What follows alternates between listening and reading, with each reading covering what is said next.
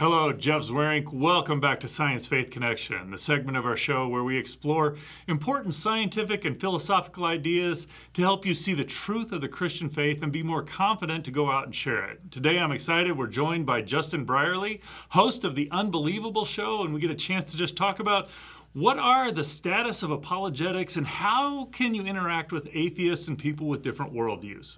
Justin, good to have you here today. Thank you, Jeff. It's a delight to be with you. I've enjoyed being on your show and getting to know you over a number of years. Why don't you just give our audience a little bit of what is Unbelievable and why did you decide to do that? Well, Unbelievable as a radio show has been going for probably 16 years. So it started airing on Premier Christian Radio in the UK and really is the first show of its kind, I think, that existed in the UK because we don't have many Christian radio stations anyway, unlike in the US.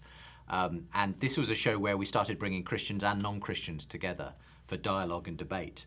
And that has produced some wonderful conversations over the years, lots of interesting relationships with the various people who have come on.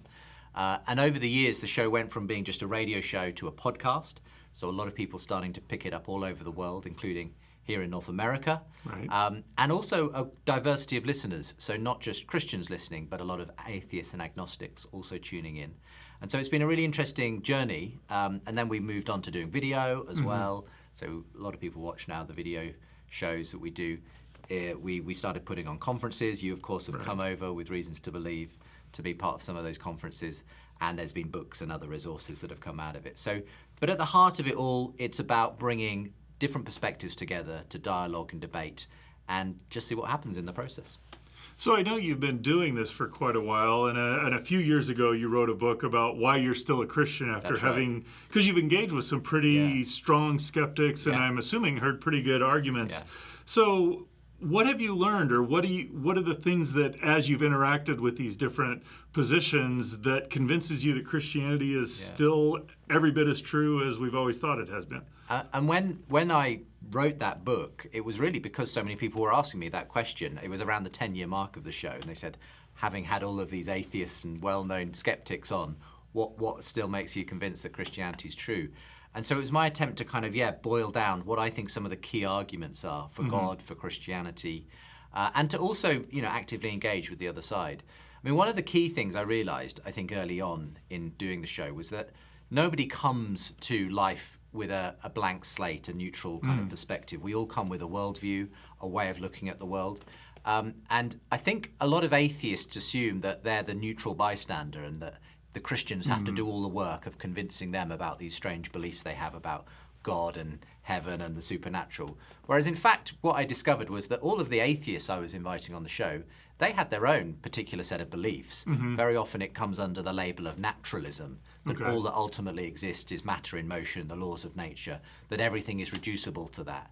But that has all kinds of consequences to it. So it means that there is actually no such thing as beauty or love or right and wrong, justice.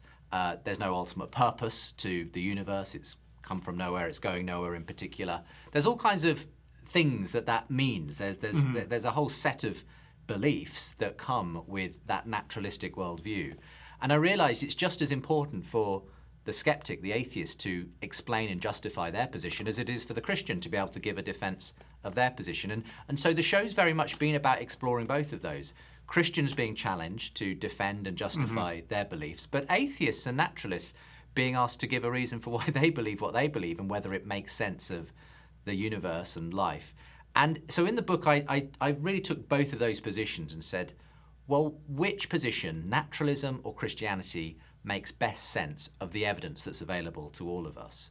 And I looked at, in particular in the opening chapters, 3 things. Why I believe God makes better sense than atheism does of human existence. And that's very much a chapter that deals with some of the science of the fine-tuning of the universe and other issues that seem to point towards there being some reason behind the fact that we're here, that we're not here by dumb luck or blind chance. Then a chapter looking at God making sense of human value, that when we look inside ourselves, we find this innate belief in the dignity and value of human beings. And can that be explained on an atheistic or naturalistic worldview? And I don't think it can. But I think there's a ready explanation if we believe in a God who created us and endowed us with his image. And finally, human purpose, this kind of this search for meaning and transcendence that seems to inhabit every time, place, and culture. Could it be that that has an object that meets it? On an atheistic worldview, no, it's in another illusion. It's just another blind alley. Right. But actually, on the Christian worldview, no, it does make sense. That innate sense that people have that there must be more is met in someone who does offer far more.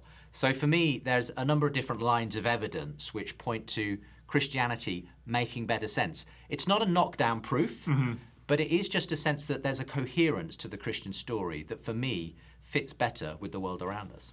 You know, one of the things that I'm listening to you describe this that just I think is fascinating and really resonates with me is if I get what you're saying, it's like, hey, let's make sure we understand the totality of what we're talking about here. We're not just going to talk about, is there fine tuning and does this evidence point for or against and restrict to that, as fun as that little argument is. Yeah. We have to step back and say, okay, if we take the Christian worldview, what comes with that? The good, the bad, the challenging, and everything. Yeah. And we have to do the same thing with naturalism, which that seems to have a profound implication for how we prepare and think about conversations. So how would you encourage a conversation or a Christian to prepare for those kinds of conversations? And I think this is critical because so often I think in quote unquote apologetics, we kind of deal in arguments, but we don't deal in conversations very much. Okay. And actually life is made of conversations, not just clever arguments. And so what we've tried to do on the show especially is model what these arguments look like when they are put into a conversational format, when you're going back and forth. And that's as much about listening to the other person as it is about putting your case to that person. Okay. I want to understand, firstly, what that other person actually believes. I don't want to assume that I know their position. And often the most interesting part of the conversation is when I'm asking questions of the atheist or the agnostic, tell me about why you believe, or what you don't believe in, and why, but where you think that things like human value come from, why we should act in certain ways towards each other. I want them to tell me, how they ground those beliefs. And then that can be the start of a really interesting conversation. So I want it to be a two-way dialogue in that way. And I equally will invite the questions, about Christianity and why you believe that Jesus Christ was the Son of God, why you believe that the Bible points towards the resurrection of Jesus, all those sorts of important questions. But I want it to be both and, so that we feel that there's a genuine dialogue between the two parts. And I found that to be a really interesting way of opening it up, and it makes a big difference, I find.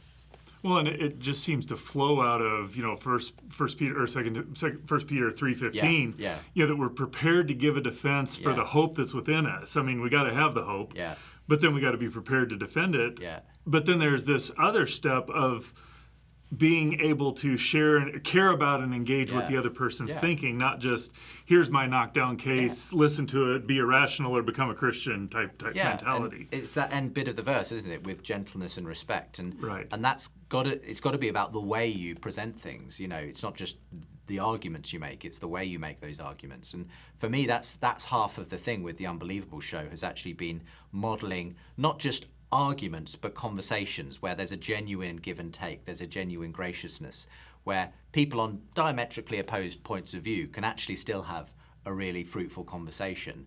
And that's a very exciting place to be, because I think a lot more happens in that moment than just a sterile argument. There's a kind of meeting of minds. There's people get on with each other, friendships are made, relationships happen, and that's when something dynamic can happen. Well, and I find that fascinating just because, at least I know you go back not too many years ago in the U.S. and you could really have diametrically opposed views, but they still enjoy being together with one another. And it seems like we're losing that. So I think Unbelievable is doing a great service by modeling that. Well, it's interesting because at the same time that Unbelievable has grown, so the polarization in popular culture has gotten worse and worse. And I think social media is driving a lot of that, the way that enables people to kind of be anonymous and just throw verbal hand grenades at each other. It's much harder to be impolite to someone that you're sitting down with and having a conversation. And that's the beauty of the Unbelievable show. I think it does force people to take each other seriously, to not just write each other off, to kind of paint cardboard caricatures of each other, but to have genuine conversations. And I think we're desperate for that in our culture, and we do need more of it. Well, thanks, Justin. I appreciate your comments a lot.